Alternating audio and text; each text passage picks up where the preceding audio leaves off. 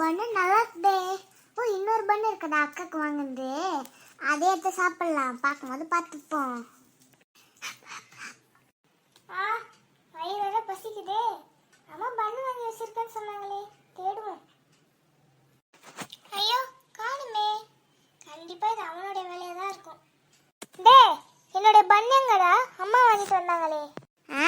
நான் பார்க்கலையே. இதுவும் வேலை தாண்டா, நீ தாண்டா சாப்பிட்டுருப்ப. படிக்கிற அதில பாரு. என்ன நடிக்கிற? போ, நான் தான் சாப்பிட்டு ஓடி போ. அம்மா ரோசி, அம்மா என்ன எப்படி இருக்க? அம்மா பாருமா, பசங்க என்ன பண்றாங்க? பண்ண சாப்பிட்டா. என்ன சாப்பாடு செய்த? சாப்பிட்டாம்மா. எப்ப போற? அப்படியா? சரி, எனக்கு போகும்போது ஃபோன் பண்ணேன். Hi Rosie. ஆமா ரோசி, அந்த சீரியல் பார்த்தியா? அவன் பாரு, அந்த பொண்ணை ஏமாத்திட்டு போயிடறான் ரோசி. ஆமா, அதோட பிடிச்சிட்டாங்க. நாளைக்கு வர சீக்கிரமா உட்காந்துருந்தோம். அது நல்லா இருக்குது ரோசி அந்த சீரியல்லே. ஃபோன் பேசினா எங்களை மறந்துடுவாங்க இவங்க. எப்போ பார்த்தாலும் ஃபோனு டிவி. இவங்க கிட்டலாம் சொல்கிறதுக்கு செவுட்டில் போய் முட்டிக்கலாம். மறுநாள் காலை. ஃபோனை கொடுறா, எனக்கு ஆன்லைன் கிளாஸ்க்கு டைம் ஆச்சு. நான் தர மாட்டேன்ப்பா, போ. அம்மா அம்மா, அவன் ஃபோன் கொடுக்க மாட்டாமா. எனக்கு வேற ஆன்லைன் கிளாஸ்க்கு டைம் ஆகுதுமா. உங்களை பெற்றதுக்கு எப்போ பார்த்தாலும் சண்டை போட்டு நிற்கிறீங்க, குறை சொல்லி நிற்கிறீங்க. போடி, வேற வேலையே இல்லை.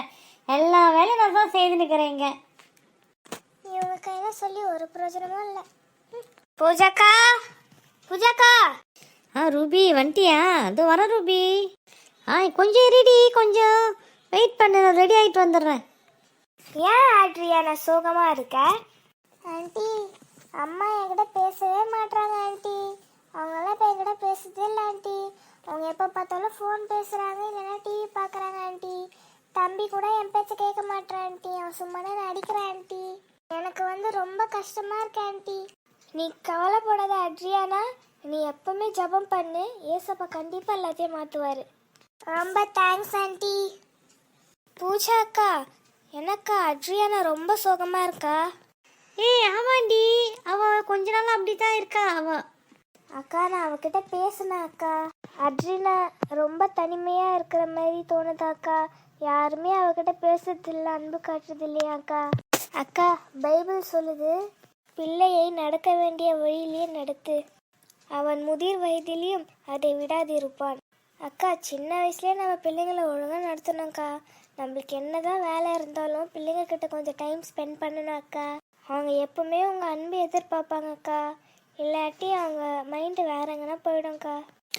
ஆமாம் ரூபி, நான் ரொம்ப தப்பு பண்ணிட்டேன். இனிமே என் பிள்ளைங்க இடத்துல என் நேரத்தை நான் செலவு செய்வேன், அவங்கள விசாரிப்பேன், அவங்க மேலே அன்பு காட்டுவேன்.